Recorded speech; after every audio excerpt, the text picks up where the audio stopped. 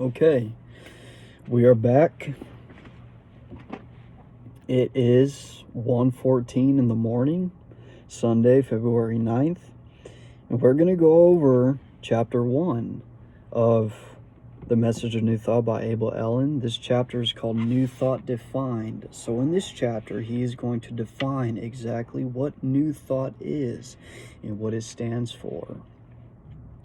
Now, this is a little bit of a lengthy chapter. Well, kind of. It's 12 pages. But knowing commentaries can take a little while to get through because we'll be talking about the information as we go along. Now, I'm going to do my best to keep this video quick and short, to go through it as quickly as possible, but still as effective as possible. So, that being said, let's go ahead and get started. So, New Thought Defined. Now, Abel Ellen opens with a quote by Walt Whitman. He says, and I quote, "Oh, we can wait no longer.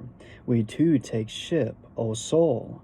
Joyous, we too launch out on trackless seas, fearless for unknown shores, on waves of ecstasy to sail, amid the wafting winds, changing our chant of pleasant exploration.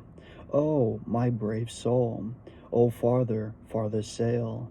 Oh, daring joy, but safe are they not, all the seas of God. Oh, farther, farther sail." End quote. I just want to share really quick. First time I read this book was many years ago. I was probably about 24, 25. The first time I read that quote, that poem, I thought it was really, I didn't like it too much. But now that I'm older and that I have greater experience and greater understanding myself, I can see exactly what he means when he comes to saying this, because this expresses exactly what I'm experiencing and what I'm going through with putting together New Thought Society myself. Because we can't have fear when it comes to doing this. We have to move forward with courage. We have to move forward with conviction. And we're moving into unknown shores. I don't know what's going to come out of this.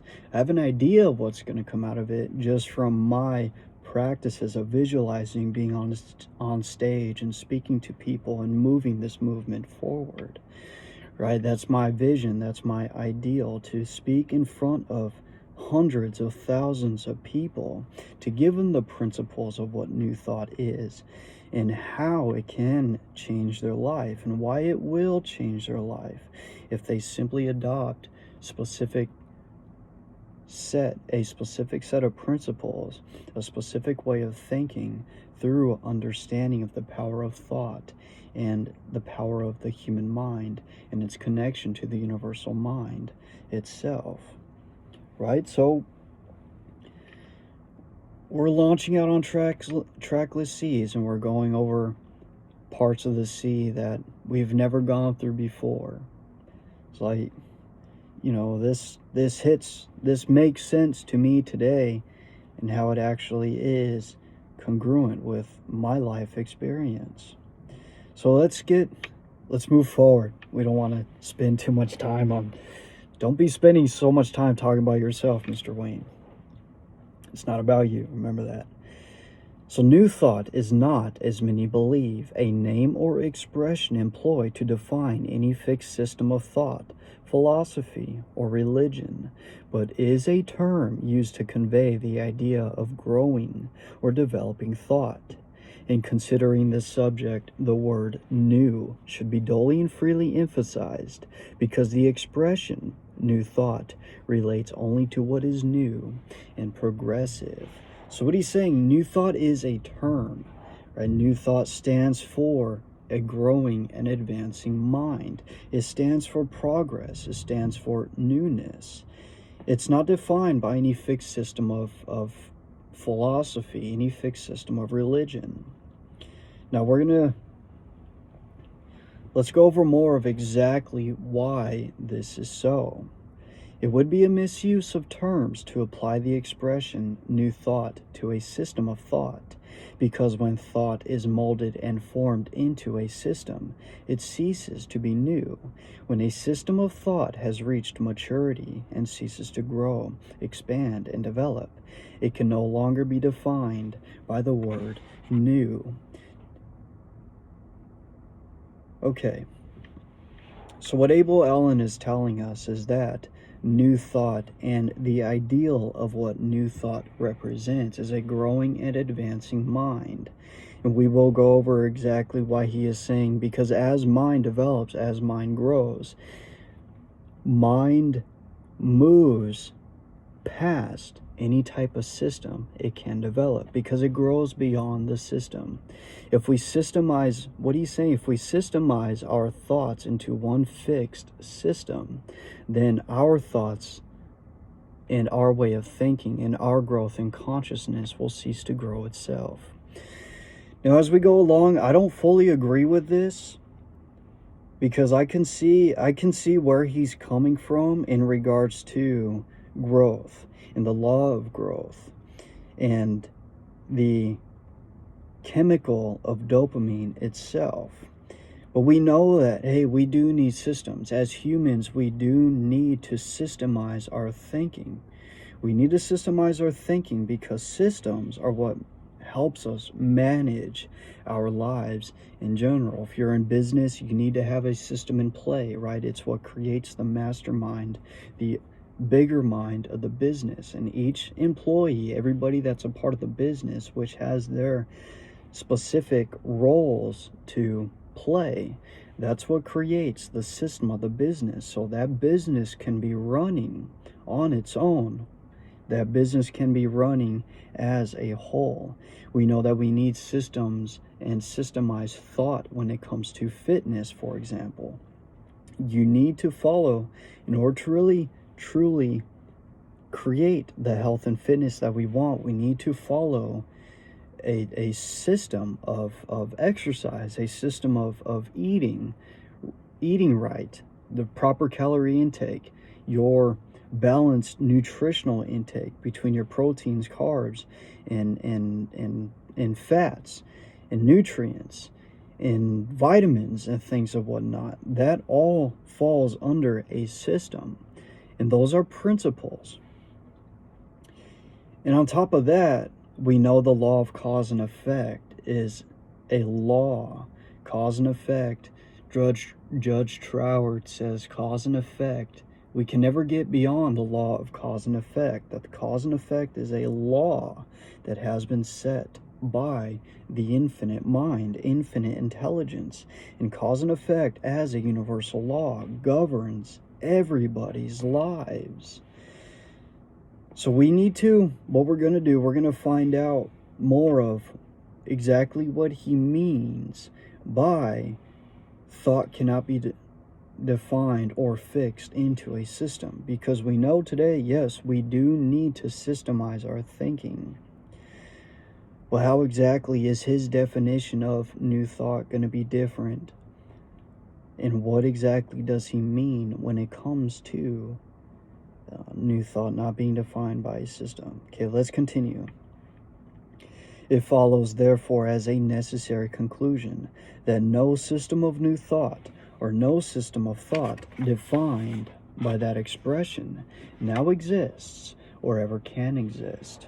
Now, I need to say this too, because several weeks ago when I was reading this, it came to mind that this is why new thought never really advanced any further than just being an individualized ideal, because it needs to be formulated into some kind of doctrine, some kind of creed. It needs to be, because people are agriculture by nature. We want to be a part of a group. By nature, we want to be a part of a community. We need to be a part of a community. That's just an inherent, that is something that just is inherently designed within us as humans. So new thought is the result or creation of perpetually advancing mind. The growing mind is not content with the past or its achievements. It is not satisfied with systems of philosophy or religion originating in other ages and handed down through succeeding generations. They do not satisfy the wants of the mind. Now, he is right about this because we are, as humans, continually advancing. So systems do not grow, mind develops. It wants something larger and better.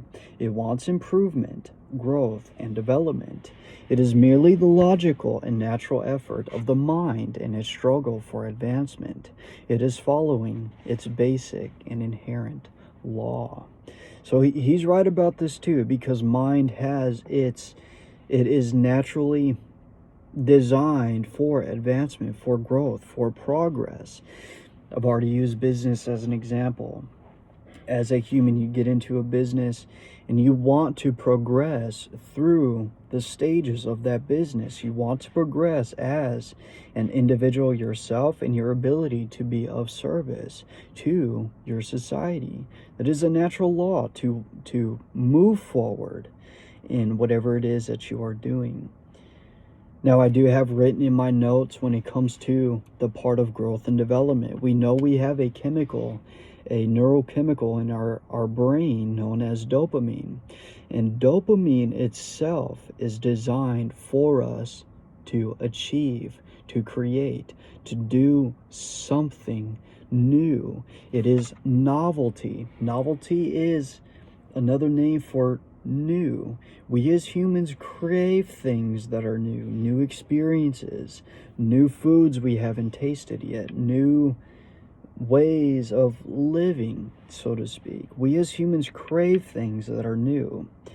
So we can understand more of what he is talking about when it comes to his definition of new thought, because he is explaining it mainly as progress. As the growing mind applies thought to whatever enters into consciousness, it gains new and enlarged conceptions and therefore grows. And what it thinks is new. New thought has been defined as the latest product of growing mind. A distinguished writer has characterized new thought as an attitude of mind and not a cult. So what he is telling us, new thought is mainly a mental attitude. It is a mental attitude towards growth, towards progress, since progress is inherently designed within the human ourselves. We are designed to grow. We are designed to progress. And we know growth itself is a natural universal law. So he's saying it's mainly a mental attitude and not a cult. Now I'm here to say, yeah, that is true, but as we know, as humans, we want to be a part of something. We want to be a part of like-minded individuals. Now, cult today does have a very negative connotation in society for whatever reason. A cult stands mainly for a group. Cult is another name for a group. Cult is another name for a community. We are creating a community around this information. In other words, you can say we are creating a cult. We are working towards bringing together a cult. But we ourselves, we don't really want to be known as a cult, because ultimately the most important thing around this movement is going to be the principles of which it is going to teach, and how these principles can change and will change your life for the better with the proper understanding and application of them. So those who grasp the true meaning and spirit of new thought, or as it is sometimes called, progressive or unfolding thought, do not conceive that a finished or completed system of thought, either philosophical or religious, is a possibility. Now here's a key word that we need to understand. He says we cannot conceive that a finished or completed system of thought, either philosophical or religious, is a possibility. So, yeah, we can agree with him on that. We can have a doctrine, we can have principles to live by, but those principles cannot be fixed, right? Because we are always learning, we are always gaining more truth and understanding of life. Now, as for the law of cause and effect, for example, we can create our creed, we can create our doctrine and the things that we stand for around the law of causation, because causation is something that is fixed. It cannot be changed, and we've discovered this, and we know that it is true. So when it comes to the law of growth, exactly what he is explaining there, having a progressive mind, having progressive thought, which is a synonym for growth, right? Having a growth mindset. Now, there are a lot of BS things about progressivism and what's going on in the world today when it comes to government and things and whatnot. I'm not talking about that kind of progressivism. I'm talking about the progressive mindset. A progressive mindset is a mindset that is growing. But just because we continue to grow and we learn does not make what we have already learned and the things we know to be true obsolete, right? So we have to take what we know to be true, these laws that are fixed, and we have to mold it into a system of thinking. So we know that whatever doctrine we create, Mr. Wayne, whatever doctrine, whatever way of thinking that this movement is going to stand for, it's going to be fixed in principle that we've already found to be true. But it is not going to be the end all or be all, because we have to continue to grow. We cannot just stop at the understanding of one thing. We have to continue to progress and advance our own system of thought and adding what we learn, the new things that we learn, into that system. So all systems of thought change with the flight of time. Decay follows growth. The philosophies and religions of today differ from those of yesterday, and those of tomorrow will be unlike those of today. History alone demonstrates the truth of this statement. This conclusion is inevitable also from the very laws that governs man's growth and existence. Now, he is right about that to a degree, because like we're talking about with science and religion, or old orthodox ways of thinking. He stated himself in the foreword that, hey, we are not here to eradicate old thought. We're here to reveal old thought. So the teachings of old thought are not going to be different. We're here to restate its true meaning with the latest and greatest deductions of science. But that doesn't make old thought obsolete. So we know that the system of thinking which Christ came to give us is not obsolete, because it's fixed in the wisdom of God. So yes, we do, again, back to a fixed system of thinking. We do need to have a system of thought. He is saying history alone demonstrates the truth that, hey, times change, ages change. Now today, as we have said, we are in the scientific age today. We are in the age of reason today. Okay, man's body is not the only result of the processes of evolution, growth, and development, but his mind is likewise the product of the same great law. Man is an evolved and evolving being, physically, mentally, and spiritually. Now, here is one thing that I really need to go over. Because when he mentions principle of evolution, this isn't the same principle of evolution that's being taught in schools, right? We didn't come from apes. I do not believe we came from apes. He's talking about the evolution of single-celled organisms themselves, because we know we're made out of these cells. We know the cells of our body are intelligent, and they're under the control of what we know today as the subconscious mind. Right? We don't need to renew our cells. We don't need to make our hair grow. We don't need to make our nails grow. We don't need to renew our skin.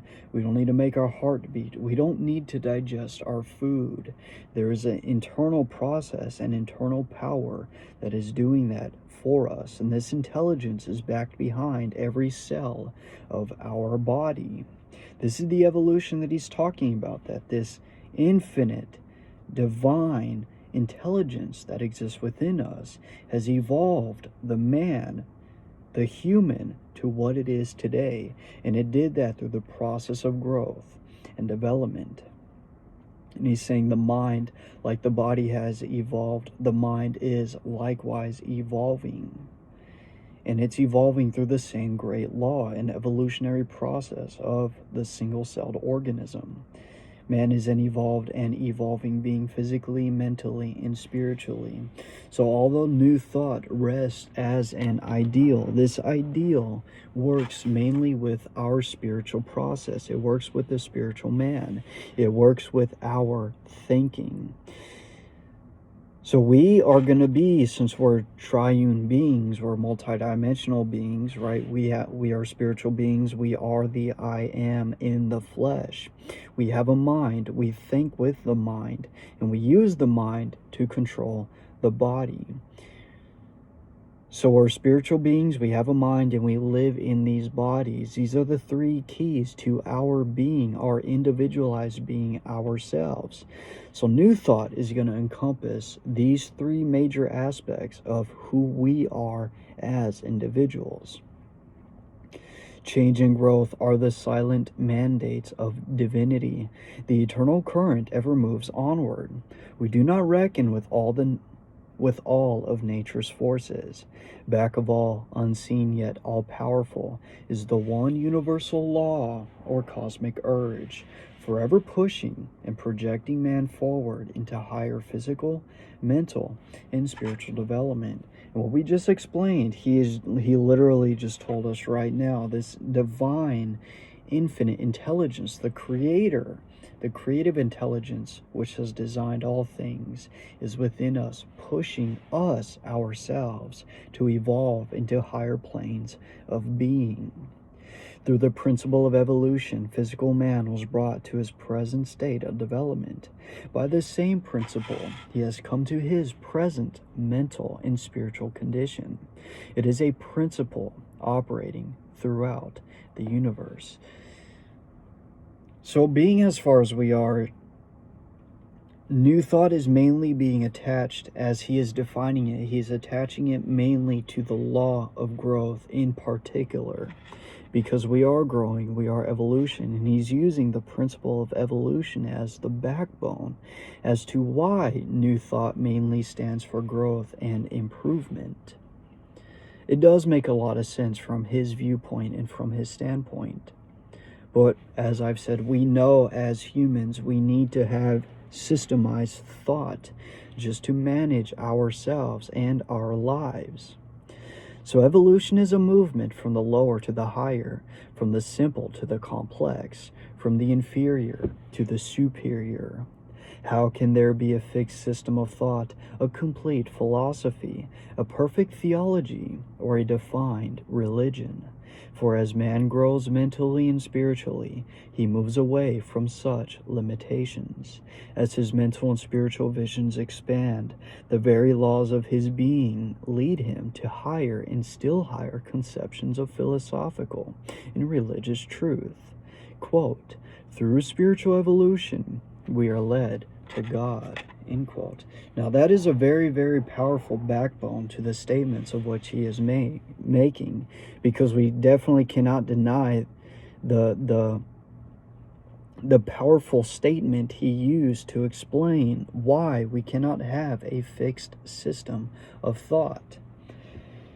Now, yeah, that was actually mind-blowing, and how he defined the growth mindset, the advancing mindset, as to why New Thought cannot be defined into a fixed or completed system.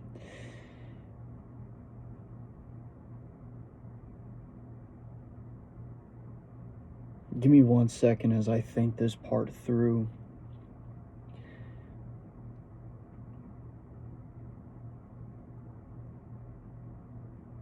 Because like we've already said, he's talking about it cannot be defined as a completed philosophy.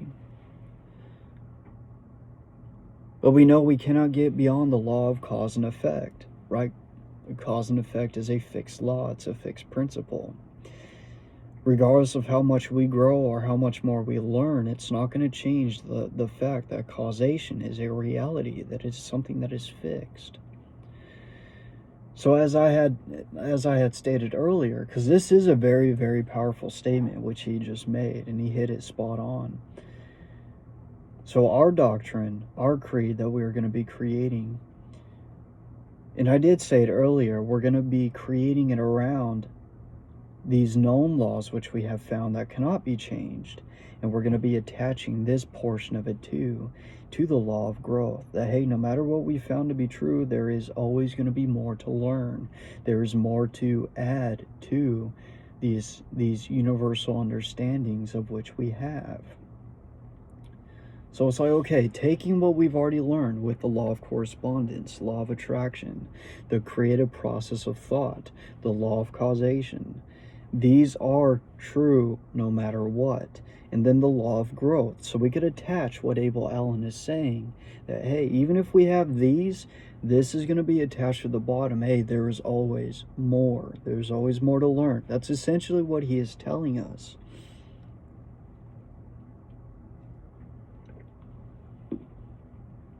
So every system of philosophy or religion is the result of an evolutionary process, the product of the human mind and understanding. When thought changes, when the mind develops, when the understanding is enlarged, philosophies and religions must likewise change. This is a self-evident truth. Were it otherwise, systems of thought, philosophies, and religions would be greater than the minds that created them and launched them upon the world. The things created would be greater than their creators. Were it not so, systems that have no inherent power of growth would become greater than man, whose very law is growth. And that makes a lot of sense too. Because what he told us right there, how can thought be fixed into a completed system when man is continually evolving himself? He says if we created a system that we mainly live by, that's completed, then that system would be greater than the minds that created them to begin with. And we know since mind is continuously advancing, it will eventually move away from these established systems. Which is true. He is right about that. But as we said too, no matter how much we grow, it's not going to change the principles or laws which govern the universe. Now, it sounds like he's mainly talking about established philosophies and religions that say, hey, this is it, and no matter what, this is it. It kind of sounds like how he's gonna make like the effort he's made in this volume to explain how this is different than orthodox theologies.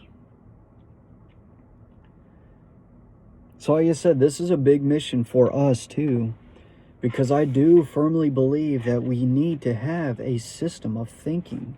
From my own experience in my own life, my life has gotten better throughout the years from me systemizing my own thought process and disciplining myself to take certain actions at certain times of the day to achieve the best end results that I would love to create, that I am working to create for myself.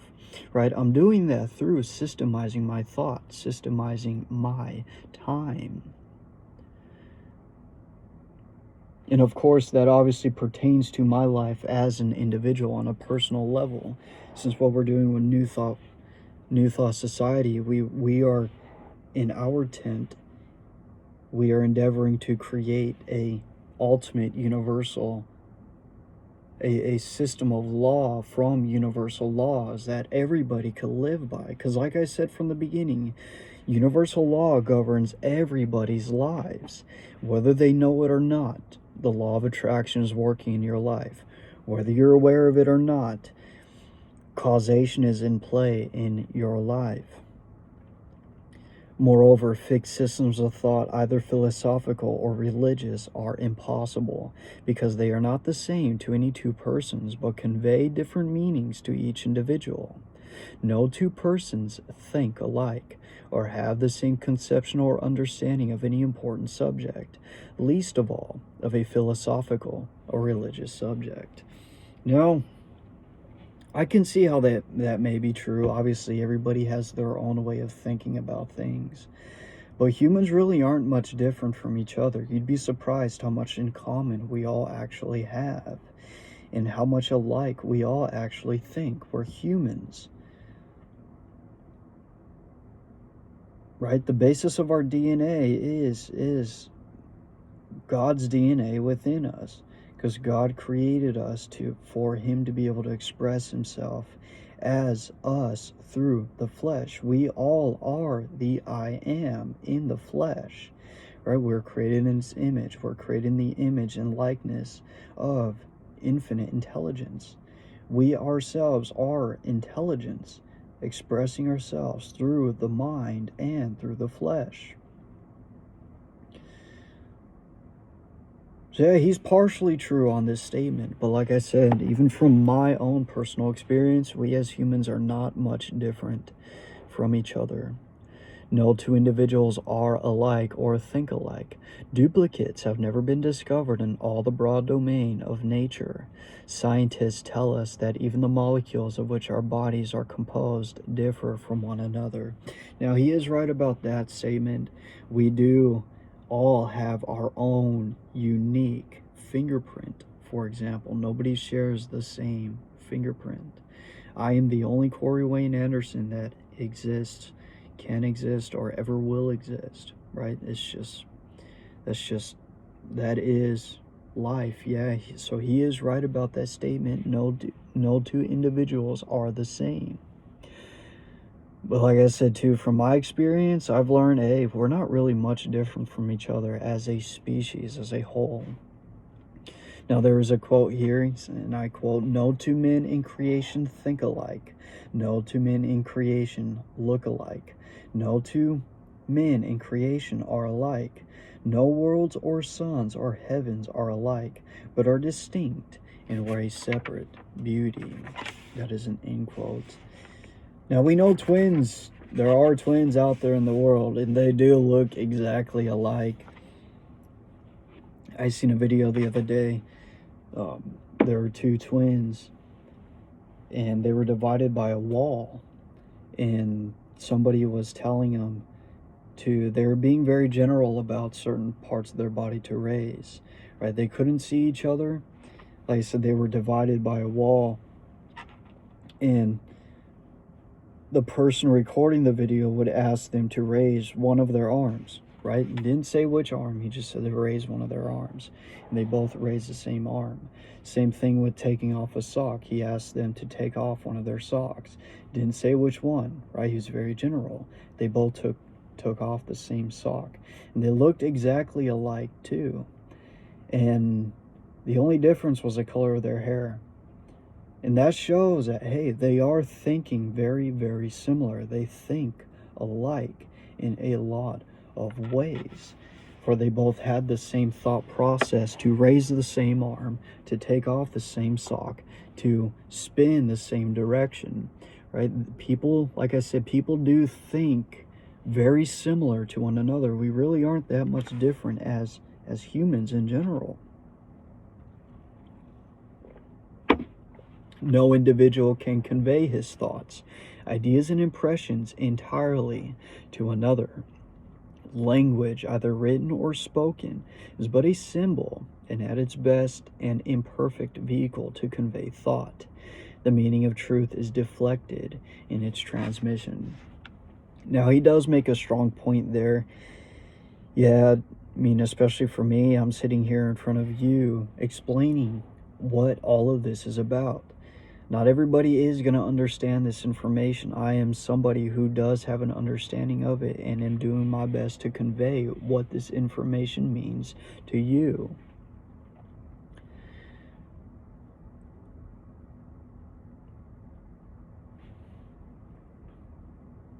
Right, so ultimately the spoken word and even words themselves are a symbol of the thought process. Quote, thought is deeper than speech, feeling deeper than thought. Souls to souls can never teach what to themselves is taught. End quote. The mental and spiritual visions of man differ as the stars differ in magnitude. The same light does not shine with equal brilliancy on the pathway of each individual. What is light to one may be a shadow to another. Excuse me, sorry.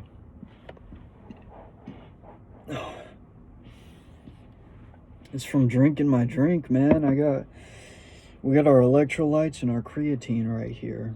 This is what I call the drink of the gods. We know we need electrolytes and we know we need creatine. Now, I didn't use my vitamin packet. Our vitamin packet has caffeine. We have work tomorrow, so we're not trying to stay up all night, right? Oh, it is kind of funny, huh? Drink of the gods. What is Mr. Wayne thinking? Nor are our ideas changeless and fixed. Our thoughts, conceptions, and understandings change with the advancing years as the soul receives new influx of light. As each morning bathes the earth in new light, so each returning day and every recurring season brings new meanings and understandings to the soul. The greatest gift from God to man is a growing mind, one that expands from day to day as the light of truth breaks upon it. Were it otherwise, were our ideas fixed and changeless, life would be intolerable and existence a sterile waste. It is the new conception that thrills the soul and broadens the understanding as the influx of new life brings physical health and growth. Now again, what he said right there leads back to the presence of dopamine within our brain, and dopamine is all about novelty. It's all about achievement. It's all about moving forward and advancing. In the search for truth, each ultimate fact becomes a cause, a starting point for the discovery of more truth. Every attainment is the beginning of the next. Quote, every end is the beginning, end quote. So as we said, yeah, he's defining new thought particularly and mainly to the law of growth itself. The discovery of a law of nature is only the forerunner of a more universal law. Thus, in the search for truth, the endless tide of progression rolls on, forever conveying to man broader conceptions of truth and carrying him into a higher realization of his relationship with divinity. As man renews his mind and reaches out for larger conceptions of truth, his understanding is enlarged. He gains new viewpoints. His expanded thought is translated and externalized into life. He grows. He advances. He comes into a closer union with God. Thought is not final. What we last think may be our best thought, but it is not our ultimate thought. It is only the foregleams of greater thought. We may not encompass the whole truth. So, okay, encompass means understand. Okay, so we may not understand the whole truth, but we can enlarge our conceptions of truth and thus bring ourselves nearer the reality. So as we have said before, the law of growth, we are always moving forward and expanding our thought processes. This process of growth creates new viewpoints. It expands our consciousness, and this expanded consciousness would move away from any type of religion, any type of doctrine that is ever created. Particularly, remember, as he said, a completed doctrine. So for our doctrine, it's going to be a mix between the fixed laws of universal mind, such as law of causality, and adding to it at the bottom with the law of growth, that, hey, Even though we figured this out and discovered this to be the truth, we need to continue to advance it. So even for our creed, our doctrine, it's not going to be a completed doctrine, so to speak, because it's always going to be open to what is new in the progress we are making as humans. We all live, move, and have our being in an atmosphere of truth. Truth is only assimilated by the individual. It is not susceptible of monopoly or systemization. It is not encompassed by institutions, but its living spirit is present in every manifested form and object of nature. Now, he is right about that, because you can find truth in many doctrines, many systems that are currently out there in the world. And I know he mentioned something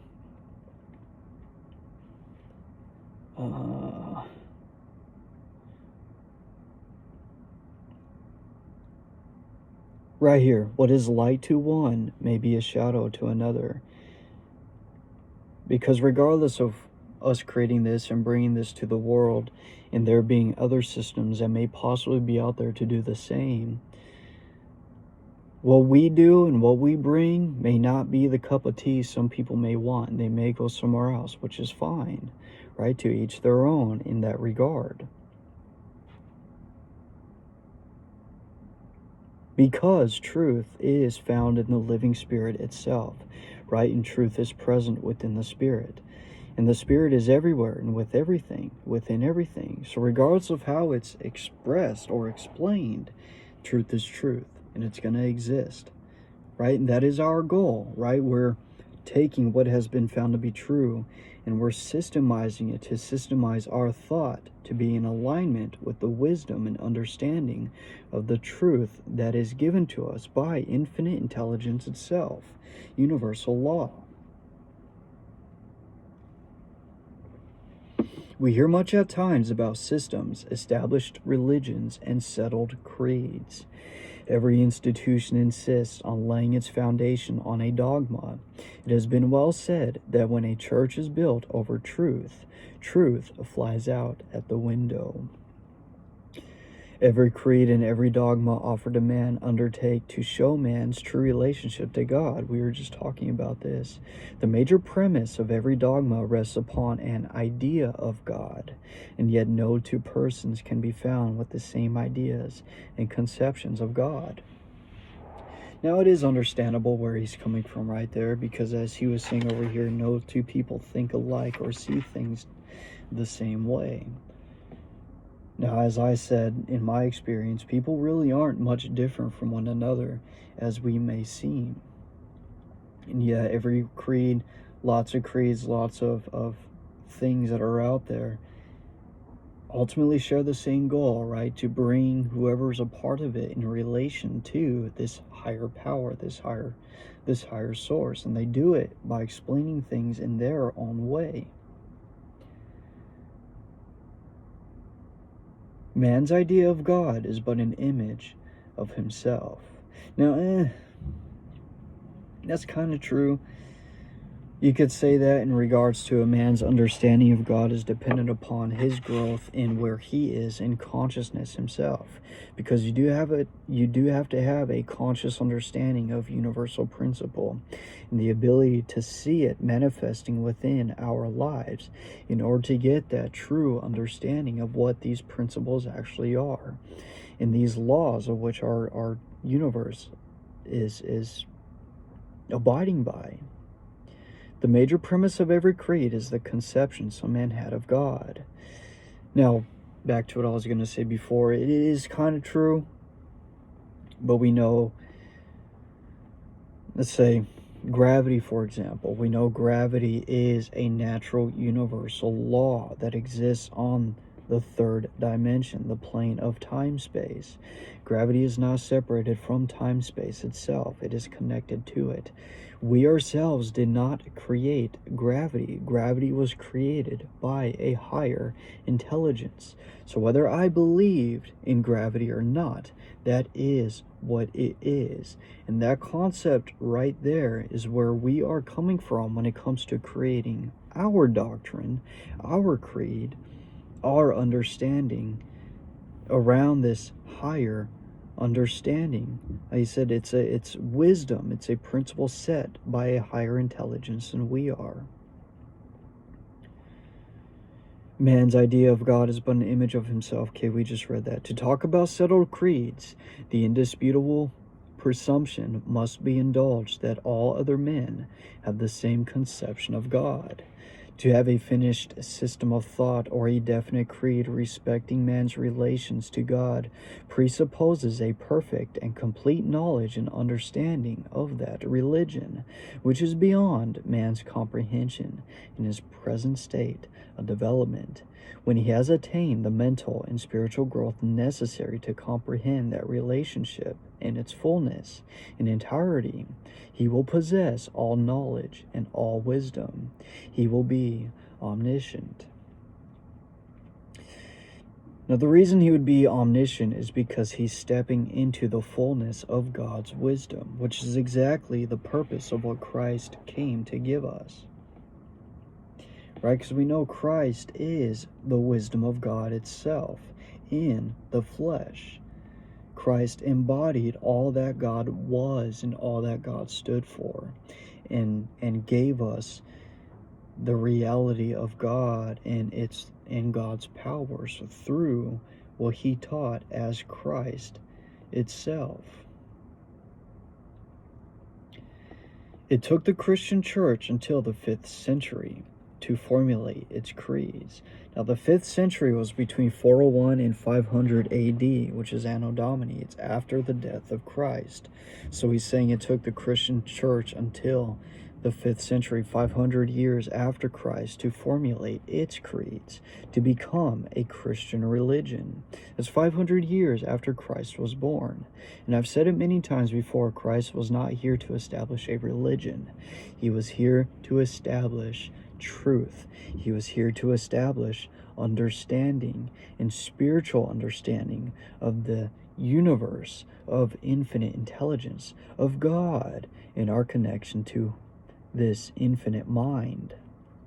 And yet for 14 centuries, it has been striving to settle them and mold them into an acceptable system. Has it accomplished this? Are its adherents any nearer an agreement? It is no nearer the coveted goal than it was 1400 years ago.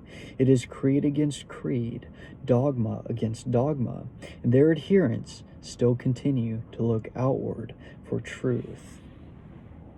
Now, he is right about that, and you can see here he's mainly talking about Orthodox religions and Orthodox religions today. And we know today Orthodox religions do kind of push their ideals upon people, for in a way kind of forcing them. Not saying all of them. Some of them are attracting some of them are attracting people to their religion and what they stand for, but not all of them. And we know that as Christ taught us, aside from everything that we do, everything that we understand, whatever principles that we live by, the most important principles that we could have as humans is, first, love God with all of our mind, all of our heart, all of our soul, everything about us. And second, to love our neighbor. Now when we break this down, he's talking mainly about what? He's talking about love. He's talking about expressing love, because love is a universal law. Love is a principle. Love is something that we all have, something that we all desire to express by nature. And we know that the very law of attraction itself is dependent upon the reality and existence of love. Right? As our cells have an affinity for each other, this love for each other, and their ability to work together as one. Our cells' ability to do that through the principle of love and cooperation is what has given us ourselves as a human altogether, as a whole. Man has caught only a few rays from the great light of truth. Even the agencies of external nature transcend and baffle our understanding. We use electricity. It is in our body. We see its manifestations. We harness it. We regulate it. But we know not what it is. How light reaches the earth is a puzzle to the understanding. Now, mind you, this book is over 100 years old. It is 111 years old. We do know how light reaches us today. We do know what electricity is today, right? It is light is a photon, and it reaches us through vibration. It reaches us through traveling this infinite mind. Because we do not understand these familiar agencies, the meaning of nature's symbols, we must we relinquish all efforts to discover their meaning and to find the laws that govern them? Must we desist in our search for truth? Science is a search for the secrets of nature. It is an attempt to find the laws governing the universe. The laws of the universe are the laws of God. Science, then, in its broadest aspect, is a search for the knowledge of God. As man delves more deeply into the secrets of nature, the mysteries of the universe, his spiritual visions will expand, and he will have broader and more comprehensive conceptions of truth. Yet we are told that religion must be let alone.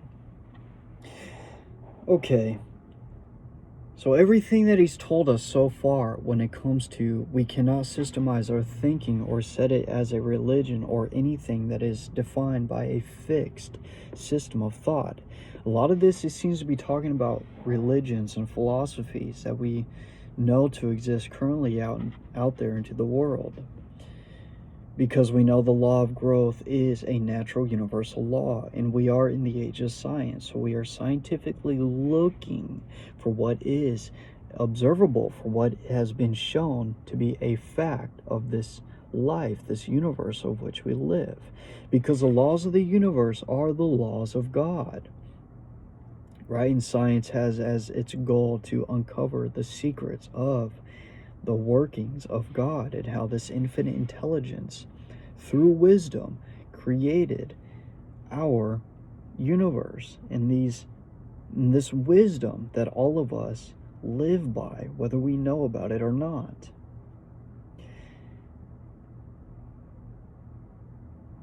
That creeds and theologies must not be disturbed, that they are not the subject of inquiry.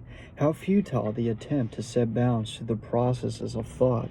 Why should not man seek for a better religion, as he struggles for better government? Thought was the first step towards civil liberty. Thought is the first step towards the soul's liberty. So he's using this too, that, hey, if we're constantly growing, why shouldn't we look for a better religion? Why shouldn't we create a better religion for ourselves? Just as we strive to create better forms of government for our society and as a people to live by. Truth is the understanding of the principles underlying the universe. Truth is as illimitable and boundless as the universe itself. Principles and laws are changeless, but our understanding of them changes as our minds gain new conceptions of truth and as they grow and develop. Only as the mind dwells on principles can it advance to a larger understanding of truth and higher conceptions of life. Principles are the landmarks to which all things are tied. When man departs from them, he enters the jungle of uncertainty and confusion. So with that being said, my gosh, we're already 53 minutes in. Gosh damn. We need to quicken this up a little bit, don't we? We're barely halfway through this chapter.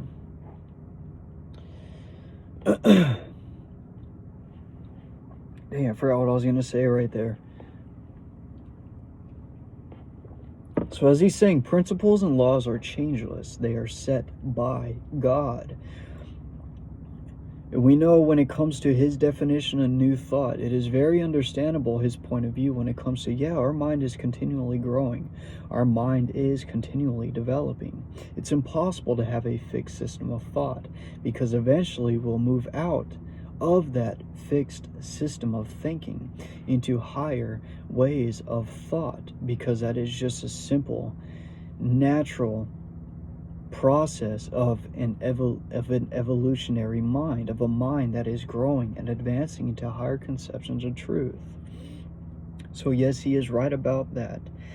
But as he's saying too, principles and laws are changeless. The law of causation is fixed. It is changeless. No matter how much we learn and grow, that is something which we do know today, and it is something that we cannot change. So our doctrine is going to be mainly our doctrine, our creed, this society, and the mindset that we have is going to revolve around principle, things that have been proven to be factually true, so we could systemize our ways of thought around what has been shown to be as, hey, this is how it is. No matter what I think about it, this is how it is, right? Law of gravity is a universal law. Whether I believe in it or not, it is a law and it exists. Law of cause and effect is a universal law. It is a principle set by the intelligence of God. And this principle governs my life, whether we know about it or not, right? This is the type of understanding that our way of thinking is going to be revolved around. To gain higher conceptions of the principles and laws underlying the universe is the real work of man. As he comes into an enlarged understanding of these principles, he directs the current of his life in accordance therewith. He grows into a closer harmony with nature and enters a richer and more satisfying field of experience. And this is true.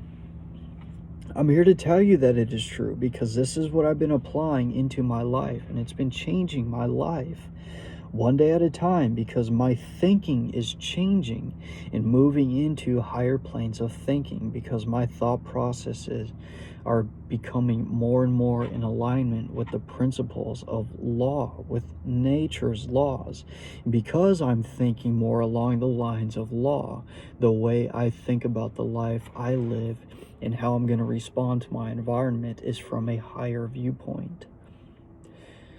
For example, it's a psychological law that the man is going to become what he thinks about most of the time, right? It is by law that consciousness embodies that which it thinks about. So knowing that and understanding that, I need to focus mainly on the things that I want. I need to focus mainly on the things that I desire to achieve, the ideal life which I desire to live, and the things that I would like to manifest in my life. All I need to do is think about it, to continuously think about it, to visualize my life around it, to feel as if I am living it in my mental process, in my imagination, so to speak. Now we'll learn about what imagination actually is. Imagination is not something that is foo-fooey. Yes, we can daydream about things, but ultimately imagination is the workshop of the mind, in where we ourselves visualize the life which we desire. It is the very process and power of the mind for us to create mental pictures. And like I said, it is the nature of consciousness to embody that which it thinks about most of the time. So we know that, hey, the more I continue to see myself living the life that I desire to live, the more I will begin to move into that life myself. I will just naturally become that. Because to be honest, doing that process and practicing it and applying it led me to, hey, I'm sitting in front of you right here, because I have the belief, the courage, and the conviction that, hey, I could create something out of new thought, and I could bring it and move this movement forward. I believe that, I see that, I know what this thing stands for in the bigger picture. Now, of course, we still have a lot to learn ourselves, but this process is giving us the bigger picture. And eventually, when I'm up on stage explaining this and teaching people this, I will already have this bigger picture within my hands with the most modern. This is where the movement is at today.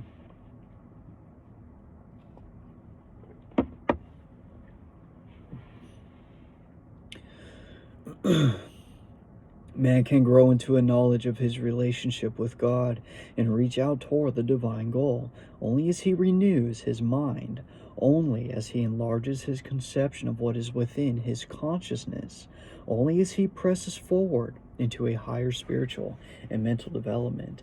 Now this right here, what he said right here, is the exact goal that Christ had for us as a human race itself, growing into a knowledge of our relationship to God and the oneness that we have with divine intelligence. Being created in the image of God, we can say, I am.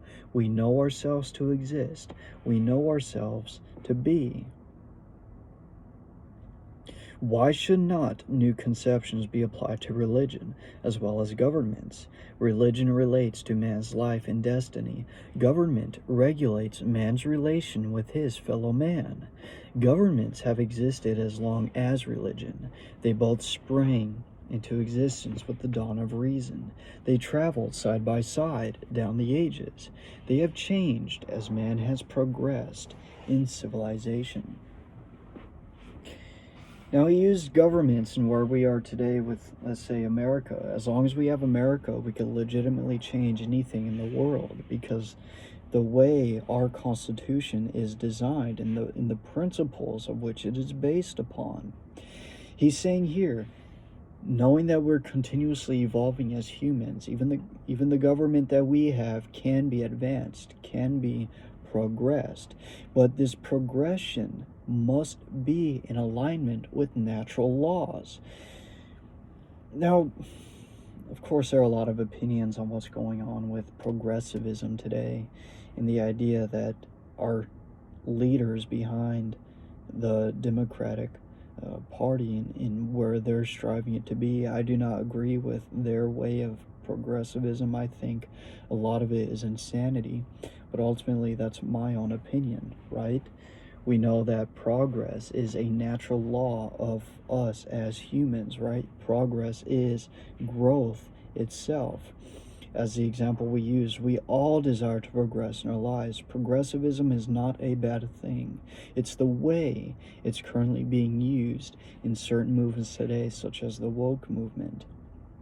Now, obviously, there would be a lot of controversy just around that itself. I do not agree with what woke stands for. I do not agree with any of that, because it's not really in law. It's not in alignment with nature and what nature in the laws of God and what these infinite laws really are. Their progressivism is mainly in their opinion on what they want to create for themselves outside of the workings of natural law. And we know that nothing like that cannot really be sustained. We do not yet concede the existence of a perfect government. The model government is not yet in sight. The struggle to improve government goes on as relentlessly as ever before in history. The rights of man forever assert themselves. They have been improved and secured, quote, only as he created new ideals, end quote, of government, only as he applied new thoughts and new conceptions to existing governments. So what he's saying here, and this is a huge power within New Thought too, because since New Thought is based in spirituality, in expressing, and the ideal of New Thought is being expressed in growth, which growth, as I've already said, is a natural universal principle. As we expand in our consciousness, he's saying just the expansion of consciousness itself is going to automatically change the religions we have today. Expansion of consciousness itself is automatically going to change the governments we have today. Just by the expansion of itself is going to change humanity itself, because we are consciousness, we are conscious beings.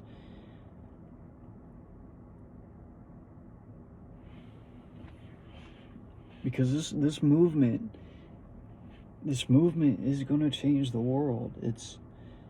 It has the ability to change everything in our world as a whole, because it's dealing with the internal processes of man themselves.